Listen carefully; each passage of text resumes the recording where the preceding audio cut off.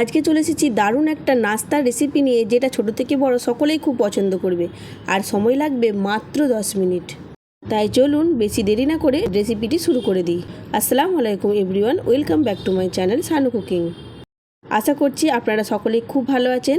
এই নাস্তাটা তৈরি করতে এখানে আমি নিয়েছি গমের আটা। ওই যে বাটিটা মাপ করে আমি হাফ বাটির মতো গমের আটা নিয়েছি, আর হাফ বাটির মতো নিয়ে নিলাম আমি ময়দা। আপনারা শুধু গমের আটা দিয়ে এটা করতে পারেন, আমি ময়দাটা এখানে অ্যাড করলাম।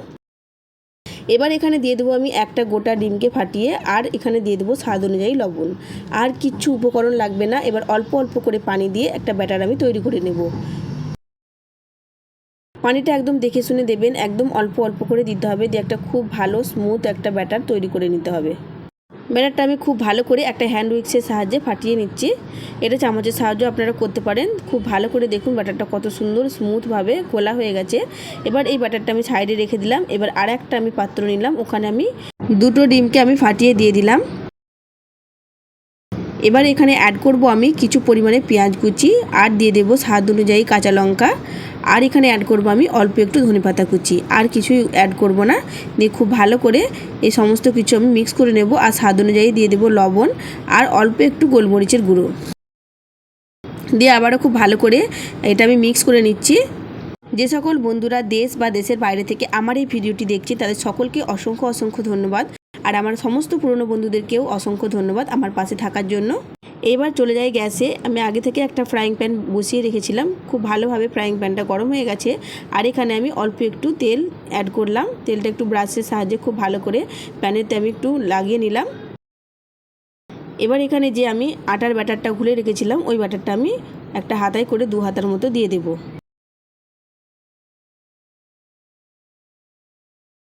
এবার চামচটার সাহায্যে একটু আমি গোল গোল করে ঘুরিয়ে নেব। এবার একটা সাইড হয়ে গেছে, আমি একটা সাইড উল্টে দেব। দিয়ে প্রথমে আমি এইভাবে সবকটা রুটি তৈরি করে নেব। একটা রুটি আমার তৈরি করা হয়ে গেছে। এবার আমি তুলে নিচ্ছি। এইভাবে আমি প্রত্যেকটা রুটি তৈরি করে নেব। এরপর দেখুন আমি আবারও ফ্রাইং প্যানে তেল দিয়ে দিলাম, দিয়ে সেম প্রসেসে রুটিগুলো সব তৈরি করে নেব। আর প্লিজ যারা আমার ভিডিওটা দেখছেন তারা অবশ্যই একটা লাইক দিয়ে যাবেন। আপনাদের একটা লাইক আমাকে উৎসাহিত করে পরবর্তী ভিডিও বানানোর জন্য।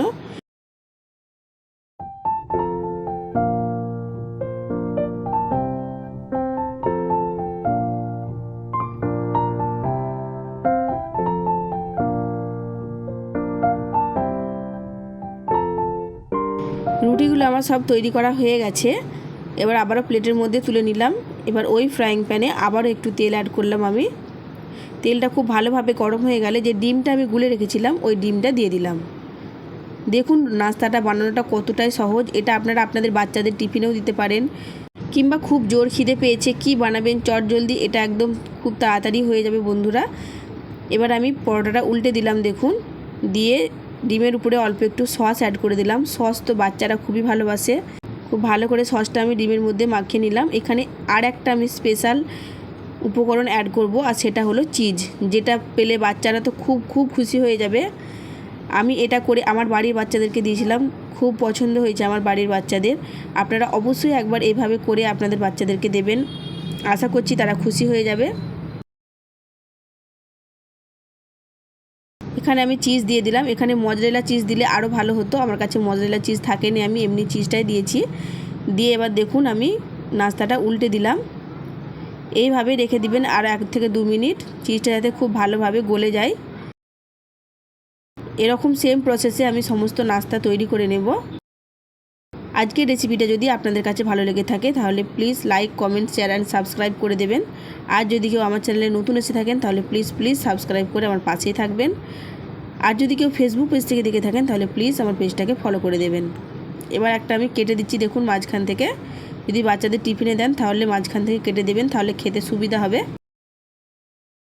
আর বানানোটা দেখলেন কতটা সহজ, খুব বেশি সময় লাগলো না, একদম ঝটপট 10 মিনিটের মধ্যে তৈরি হয়ে গেল। ভিতরটা দেখুন ঠিক কতটা সুন্দর লাগছে দেখতে। এবার চিজটা আমি ভেতর থেকে দেখাবো ঠিক কতটা গলেছে।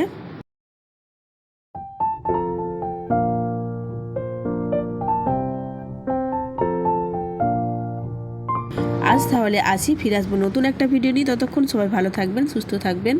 আল্লাহ হাফিজ।